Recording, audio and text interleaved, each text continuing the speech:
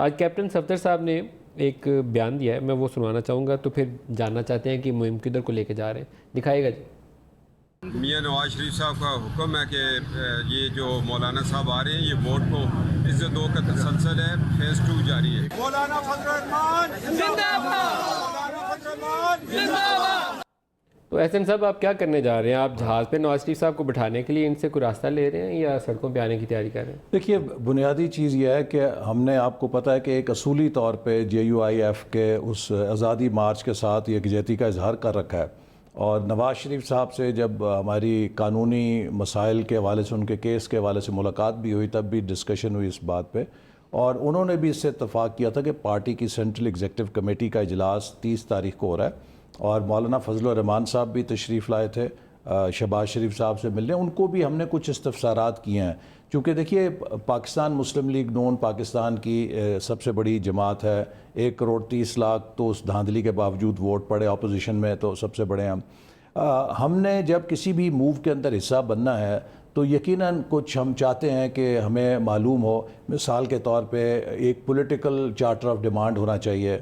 आपको पता है कि मैं ख़ुद एक रिलीजियस मुहिम का हिस्सा बना और निशाना बना।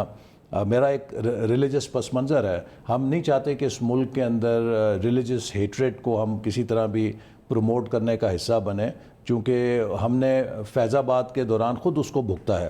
तो लिहाजा कुछ इस तरह हमारे पार्टी के अंदर लोगों की कुछ इस्तफसारात थे कि जिनके ऊपर हमने ये इत्तफ़ाक़ किया फिर JUIF के साथ कि इस मूवमेंट के जो उनकी मार्च है, 3 नुकात होंगे।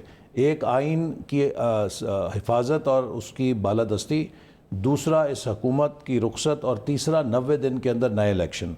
ये एक ऐसा चार्टर ऑफ डिमांड है जिसके ऊपर कोई इख्तिलाफ नहीं कर सकता। जी, ये 3 नुकात के ऊपर। लेकिन मार्च की date towards the end of October likely है, जो अभी एग्रीड नहीं है। जी, इसके ऊपर थोड़ा हमारा और उनका इख्तलाफ है। देखिए, हमने उनको ये अर्ज़ की है, एक तो इस वक्त डेंगू की वायरस जो है इस खिते में पिंडी इस्लामाबाद में बहुत ज़्यादा फैली हुई है, और नवंबर में उसका जो मॉस्किटो है वो ख़त्म हो जाता है जब ठंड आती है, विंटर की वजह से। और दूसरे ये है कि 30 अक्टूबर से गालबन और 10 नवंबर को 12 रबीउल अव्वल है, तो ईद मिलादुन्नबी की तकरीबात शुरू हो जाएंगी। तो उससे हम नहीं चाहते कि वो एहतजाज किसी भी तरीके से उसके साथ भी फॉल करे। तो हमने उन्हें ये तजवीज़ दी है कि नवंबर के एंड को कंसिडर करें। अब इस पे दोनों पार्टीज आपस में, मौलाना साहब का इसरार टुवर्ड्स एंड ऑफ अक्टूबर था, उनका है कि अक्टूबर में किया जाना चाहिए, दूसरे लफ्ज़ों में टुवर्ड्स एंड ऑफ नवंबर किया जाए। ये कहना चाह रहे हैं कि मौलाना के लिए मच्छर ही काफ़ी है।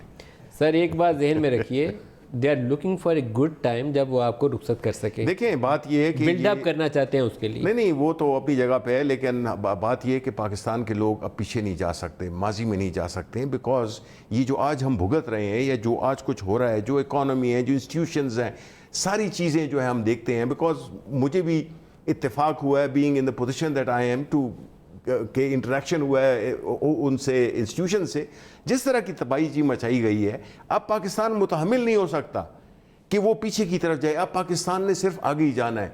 और ये जो अभी जो इसमें जो ये कैपिटलाइज कर रहे हैं कि ये इकोनॉमिक जो डाउन टर्न आया हुआ है, और वो भी ये रिफॉर्म्स हैं। जी देखें, इस मुल्क में जब तक लोग टैक्स नहीं देंगे, कोई भी आप कर लें, ये इसमें ये हमारी गवर्नमेंट को आपको क्रेडिट देना चाहिए कि हमने पॉलिटिकल कॉस्ट दे रहे हैं ना। हम चाहते हैं तो इन्हीं की तरह हम भी सब्सिडाइज करते, जी बिजली को भी सब्सिडाइज करते, गैस को भी करते, आटे को भी करते, हर चीज़ तो सब्सिडाइज करते। आपका एक ही अगर डिस्क्रेडिट गिनना हो ना मुझे, तो वो इकॉनमी है। नहीं, आपके सामने Asian development bank ji, for me देखें, ये एक कागज़ है पाकिस्तान में। आप मुझे बताएं ना, आप और हम कहते हैं यहाँ पे कौन टैक्स देता है? कोई टैक्स देना ही नहीं चाहता। मैं देता हूँ।